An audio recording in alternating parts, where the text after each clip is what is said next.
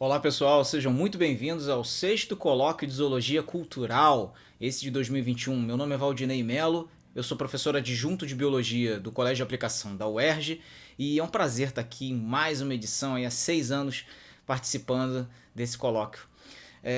Hoje o que eu tenho para mostrar para vocês é um trabalho que eu fiz pela Rádio Animal, que eu escrevo e apresento. É um programa semanal da Rádio Roquete Pinto, 94,1 FM, que trabalha justamente com divulgação científica e um pouco também com a pegada da zoologia cultural. E a gente fez uma série de mais ou menos aí uns 10 episódios falando sobre animais que aparecem em notas e moedas pelo mundo, né? Em vários dinheiros por aí. E aí a gente chamou esse trabalho de Balbúrdia Numismática, a zoologia cultural da resistência. Bom, a gente resolveu focar, claro que a série ela falou sobre notas e moedas pelo mundo com animais, né? Mas a gente resolveu focar aqui no dinheiro brasileiro. O que a gente tem de figura, de representação animal no nosso dinheiro? Ora, afinal o dinheiro ele tá no nosso dia a dia, tá aí no nosso cotidiano, a gente está manipulando o tempo inteiro e cada vez que a gente insere um animal numa nota, a gente está trabalhando também com informações sobre ele, às vezes com conservação, com a divulgação científica. E a gente vai ver que, na verdade, a presença de animais nas nossas notas brasileiras é muito negligenciada, ainda é muito incipiente, mas a gente tem algumas curiosidades para contar aqui e que foram para a Rádio Animal. Bom, para começar, pessoal, o dinheiro ele vai surgir há mais ou menos 3.000 anos lá na China. E o dinheiro é uma convenção. Na realidade, aquele papel moeda ou aquela moedinha hoje não tem muito valor. Mas quando a gente vê os animais sendo representados no dinheiro, isso tem um valor para a gente que estuda zoologia e que trabalha com zoologia cultural. Por exemplo, uma das séries mais famosas do Brasil que inseriu animais foi essa aqui, ó. Na verdade foi a série Fauna Brasileira que passou aí por dois planos econômicos. O plano Cruzeiro e o plano Cruzeiro Real. E o que a gente tinha aqui foi uma primeira coleção, primeira vez na história da moeda brasileira, que veio uma coleção de animais e que são característicos do nosso território. Então, quando a gente trocou esse plano aí do plano Cruzeiro para o plano Cruzeiro Real, foi um corte de zeros. Na verdade, nesse período aqui, nos anos 90, o primeiro plano foi de 90 a 93, o segundo de 93 a 94, precedendo o nosso plano real atual. Então, esses anos 90 aí foram de muita inflação. Né? Para vocês terem uma ideia, a inflação anual podia chegar a quase 5.000%.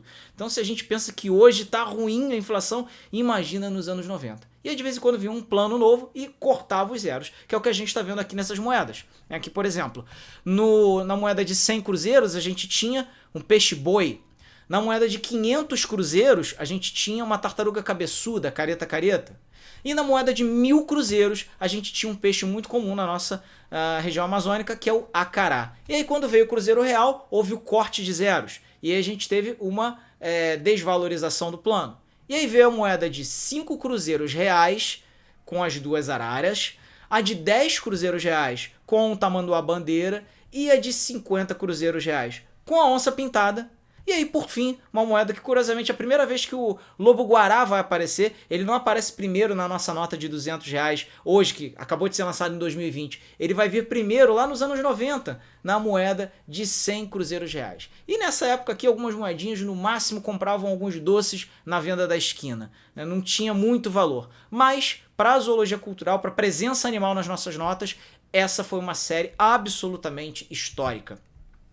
E aí você pode se perguntar, quando foi a primeira vez que apareceu um animal no nosso dinheiro, no nosso sistema financeiro? A primeira vez foi no dinheiro de réis, né? Que ficou aí o plano entre 1799 e 1542. E aí a gente tem aqui uma nota de 1927, representando a Batalha dos Guararapes. E qual é o animal que a gente vê aqui? Cavalo. Só que o cavalo ele vai ser o primeiro animal que vai aparecer no nosso dinheiro, mas ele vai vir sempre com um motivo militar. Tanto que, por exemplo, a gente tem aqui uma nota de cruzeiro posterior, uma nota de 1943, em que a gente tem aqui o Grito do Ipiranga. Também tem vários cavalos aqui representados, porém, de novo, com um motivo militar. E a gente vai ter uma nota muito curiosa que ficou em circulação entre 91 e 93, que é de 10.000 cruzeiros. Olha, essa é uma nota raríssima se você pensar em como ela foi feita, porque é muito difícil aqui no Brasil se você pensar hoje em tempos de negacionismo principalmente, a gente tem um grande pesquisador como o Vital Brasil e a gente tem aqui um processo científico sendo ilustrado na nota. Aqui a gente tem a extração do veneno da cobra da jararaca para obtenção de soro antiofídico. E no verso da nota a gente ainda tem uma outra cobra engolindo aqui uma jararaca. Então a gente tem aqui, e aqui ainda um formato da cabeça da serpente. Então a gente tem aqui uma festa, né, de referências à ciência, à nossa ciência brasileira, coisa que é raríssima. Eu diria que provavelmente foi a única vez que isso aconteceu no nosso dinheiro. Que a gente vive homenageando rostos, vive homenageando pessoas, mas aqui finalmente a gente homenageou tanto o animal quanto o processo científico, importantíssimo, quanto o próprio pesquisador. A gente vai ter depois no plano real, que é o nosso plano atual, uma nota que já foi extinta, que vai ser com um beija-flor, a espécie Amazilia láctea, é o beija-flor de peito azul. O beija-flor ele não vai aparecer pela primeira vez e única aqui na nota de real. Ele veio em outros momentos da nossa história, por exemplo, no plano cruzeiro e no cruzado novo. Aqui a gente está vendo as notas de 500 cruzados novos e 500 cruzeiros, uma substituindo a outra. A gente manteve aqui o desenho básico, aqui tem uma orquídea central e no verso tem aqui um beija-flor aparecendo, mas a gente vai mudar o plano. Porém, provavelmente vai ser o único, primeiro aí, animal que a gente tem a mudança de plano, mas ele vai permanecer de um plano para o outro. E a gente tem também aí, no plano cruzeiro e cruzado novo, né, o beija-flor aparecendo na nota de 100 mil cruzeiros. E no nosso plano real, voltando, a gente tem mais uma vez a tartaruga, né? Só que aqui a gente não vai ter mais a careta da série da fauna brasileira. A gente vai ter uma Eretimocheles imbricata, que é uma tartaruga de pente, então vai ser a segunda tartaruga da história homenageada no nosso dinheiro.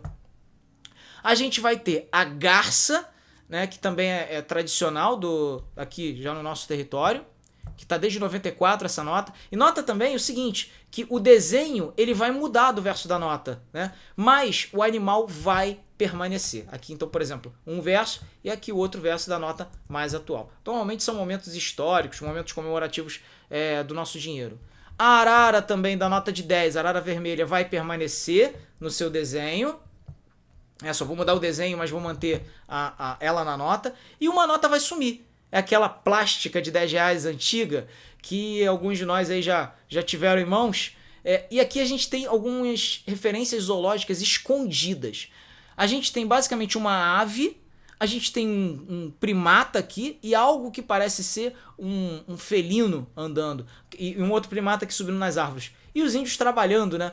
O que a gente está vendo aqui é um dos primeiros mapas do Brasil já desenhados. Essa nota veio em comemoração aos 500 anos de descobrimento do Brasil, que a gente sabe também que é uma mentira, porque os vikings já tiveram aqui no nosso território e possivelmente outros povos talvez tenham rodado por aqui, na verdade. Essa nota já não está mais em circulação, saiu em 2006, cheia de referências animais. A gente tem a nota de 20 reais, que tem o mico-leão dourado, que hoje compete com os nossos saguis aqui no Rio de Janeiro. E aí uma coisa muito importante também, essa série da Rádio Animal que foi apresentada, que foi escrita, ela sempre trazia sobre o animal que estava na nossa nota brasileira e também curiosidades sobre ele. Temos também a nota de 50 reais com a onça. Hoje é fácil a gente encontrar alguém que diga, tal coisa custa uma onça. Mas uma gíria muito antiga é dizer que alguma coisa custou um galo. O número 50 no jogo do bicho é atribuído ao galo. Então essa expressão que acabou sendo substituída pela onça, isso custa uma onça, na verdade tem uma procedência lá no jogo do bicho. Então ter um galo ou ter uma onça no bolso é a mesma coisa.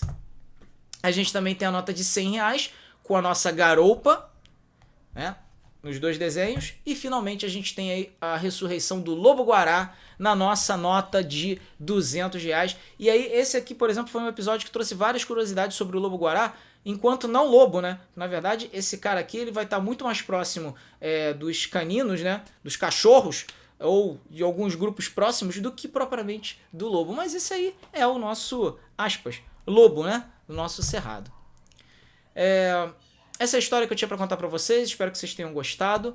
É uma brincadeira, né, com a presença animal no mundo financeiro. Na verdade, essa série ela falou sobre várias notas e moedas do mundo, mas aqui eu quis trazer essa história resumida para a gente ver como o nosso dinheiro também está relacionado à presença animal no nosso dia a dia. Um ótimo evento para todo mundo. Até a próxima. Um abraço.